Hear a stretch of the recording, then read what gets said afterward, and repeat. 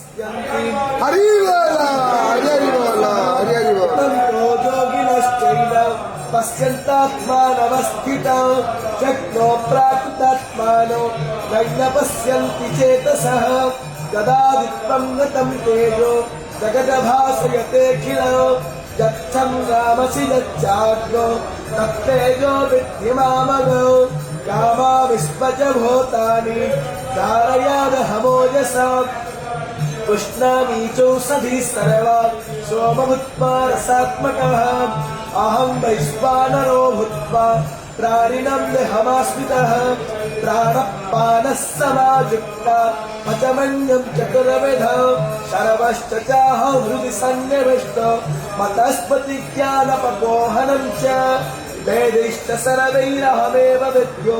वेदान्तकृतवेदविवेद चाहो द्वावैवो पुरुषो लोके क्षरश्चाक्षर एव च क्षरः सर्वाणि भूतानि